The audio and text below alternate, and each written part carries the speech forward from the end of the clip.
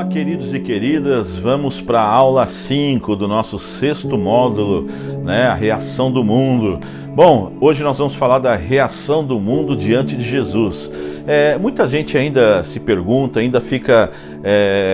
eu estou falando, isso é um curso de sabedoria, e nesse curso de sabedoria nós estamos buscando várias fontes, sabedoria judaico-cristã, sabedoria da filosofia, Então eu estou trazendo esse tema, bastante tema sobre Jesus, porque Jesus foi um determinante para a construção da sabedoria no mundo ocidental, do pensamento ocidental. Tudo que nós pensamos hoje tem a origem no pensamento judaico-cristão e no pensamento grego-romano, Então tudo que nós somos hoje vem daí, essa é a origem. Por isso que eu falo bastante de Jesus, até também porque também é a minha fé, é o que eu creio e é o que me faz romper e voar e ter uma vida tranquila e uma vida equilibrada e uma vida onde tem um norte, onde a gente tem a produção de sentidos. Então Jesus é a maior produção de sentido que tem para a minha vida e me dá força para enfrentar todas as angústias, dia a dia e tudo mais. É por isso que eu falo bastante de Jesus. Espero que, se você for uma pessoa de fé, você vai entender o que eu estou falando. Se você não for, não se ofenda com o fato da gente falar tanto de Jesus assim, mas enfim, no final das contas acaba sendo informações importantes para você poder absorver.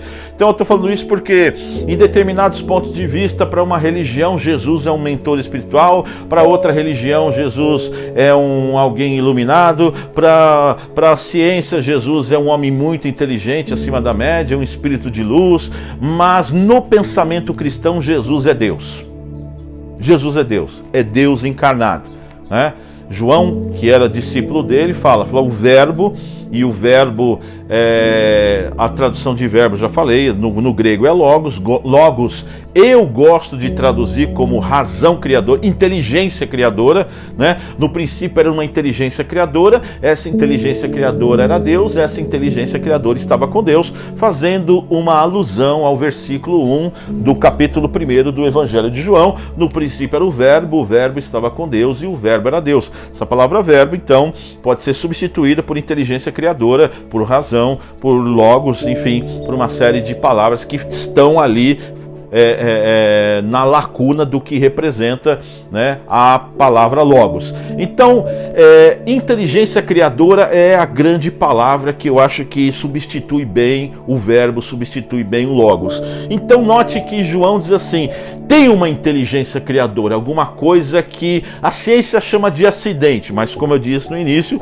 acidente nunca melhora o objeto acidentado, sempre piora, Como é que a gente pode ter tantos acidentes um atrás do outro para chegar nesse nível de complexidade de engenharia genética, física, enfim, eu não acredito nesse tipo de acidentes um após o outro. Seria como ganhar na loteria durante uma vida mais de 100 mil vezes, por aí a coisa é bem difícil, É como um raio cair, o raio produzir vida na água é como um raio cair num ferro velho, e quando o raio bate no ferro velho surge ali um caça F-15, entendeu? Esse é o nível de complexidade que se dá.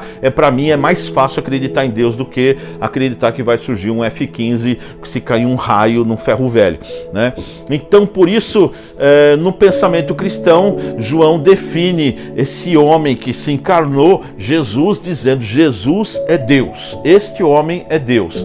A Bíblia fala a respeito da vinda do homem Deus, Deus na sua aliança com Abraão, ele no seu contato com Adão, no seu contato com outras figuras patriarcas da fé, ele fala da descendência dele, vai vir uma pessoa, vai vir o meu descendente, vai nascer o descendente, e de repente o descendente nasce e surge, e todo o povo de Roma esperava que ele fosse uma figura política que libertasse o povo de uma situação política, de uma opressão política, mas a grande libertação dele foi uma libertação do entendimento de sociedade tirânica que tinha naquele momento, para uma libertação interior do homem. E aí então volta a falar aquilo que já falei no início das nossas aulas, 100 mil anos de Homo sapiens, quando Deus visita a Terra, o homem dá um salto intelectivo imenso, e hoje nós estamos falando através desses aparelhos por conta dessa visita de Deus na Terra. O povo judeu teve dificuldade de aceitar que que Jesus era Deus, porque como é que pode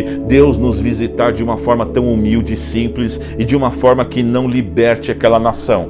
E aí, então o povo de Israel, muito bairrista, tem dificuldade de aceitar que absurdo, o nosso povo não foi liberto. O que o povo de Israel não entendeu, que o povo de Deus não se limita a Israel, mas se estende a todo o planeta. O pensamento cristão não reconhece países. Para Deus, o país de Deus é o mundo, o povo de Deus é o mundo, tudo de Deus é o mundo. Se no Velho Testamento Deus falava assim: saiam de toda a terra para a terra prometida, sai do Egito, vai para Canaã, para a terra prometida, sai dos lugares, vá para a terra prometida, porque o Messias virá. Quando o Messias veio, a ordem é justamente o contrário: sai daqui, vai para toda a terra agora falar que eu cheguei. Então inverteu-se algumas coisas no pensamento cristão. Então a reação do mundo diante de Jesus é que o mundo não pode aceitar que um Deus seja simples e humilde e simplesmente traga uma mensagem de humanização, né? O paradigma é outro. Os religiosos da época tiveram uma imensa dificuldade de aceitar isso. Imagina você que eu estou falando de doutores da lei, de homens muito estudados, fariseus, saduceus, que estudavam a Bíblia, que estudavam as religiões, a religião judaica, estudava a lei de Moisés, e de repente eles estão estudando a lei e eles estão estudando a palavra, entende tudo da palavra, pois quando a palavra aparece na frente deles encarnada, ele é o verbo encarnado, a palavra encarnada, eles não reconhecem aquilo que eles estavam estudaram durante a vida toda, e está na frente deles, eles não reconhecem. Agora, esse é um nível de complexidade que o mundo tem de Jesus. O mundo até hoje não reconhece Jesus e nem Deus. Para o mundo, Jesus é uma pessoa simplesmente brilhante e Deus é mais uma opção. A diferença da nossa criação com a criação do povo judeu é que o judeu entende que entende que Deus não é uma opção de explicação da realidade.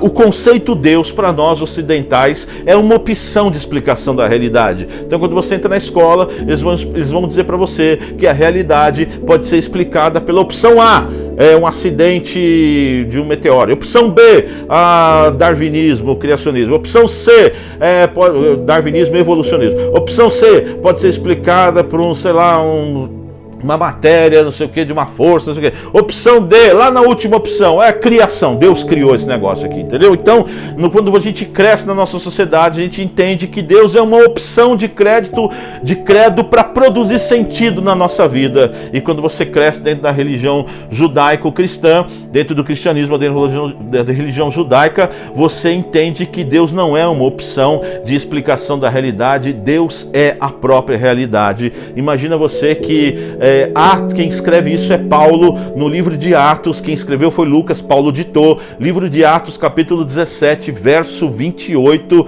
o Paulo diz assim: nele nós vivemos, nos movemos e existimos. Note que Paulo está dizendo que a vida, a existência e o movimento estão todos eles contidos dentro de Deus. Bom, Deus, ele então resolve entrar na terra como homem, se faz carne, e como homem ele vem aqui, habita no meio da gente, deixa a lição, mostra para o homem como se é homem, deixa o evangelho para nós, e ele então é rejeitado pelo mundo, e o mundo o crucifica, e ele ressuscita, e ele deixa o legado e o conceito de salvação para nós, que não é um conceito, é um fato, deixa a salvação para nós no sentido da gente ter acesso a de fato aquilo que é ser humano. E quando a gente se torna ser humano por conta do legado que ele deixou. O legado dele mexeu tanto com as pessoas e com o mundo, que Roma, que crucificou ele, que não aceitava o cristianismo, que matou milhares de cristãos, Roma cai de joelho diante do pensamento cristão 300 anos depois, através de Constantino. Note que o pensamento cristão, que foi sufocado por Roma, venceu Roma. A força do pensamento cristão, ela é tamanha que na Revolução Francesa, os ideais da Revolução Francesa, que era principalmente deixar o país como um país laico, e eles deixam o país como um país laico, e os ideais da revolução são determinados como fraternidade, igualdade e liberdade. Fraternidade, igualdade e liberdade, e os três ideais da Revolução Francesa, são exatamente valores que Cristo trouxe para a humanidade, trouxe para a vida, trouxe para a existência. Então, queridos, eu estou falando para vocês para entender que o mundo não entendeu quem é Jesus, mas o mundo absorveu a mensagem do Cristo, e se o mundo está bom hoje, se existe democracia, é porque um dia esse homem Deus pisou na terra e explicou valores humanos para todos nós, e até hoje isso reverbera muito forte na nossa sociedade através dos valores democráticos. Lição de casa: Jesus veio quebrar paradigmas e construir os valores do seu reino em nós. Você é capaz de dizer alguns valores do reino de Deus? Acabei de falar, hein? Você é capaz de dizer quais são os valores do reino de Deus? Alguns dos valores do reino de Deus? Deus abençoe, até a próxima aula.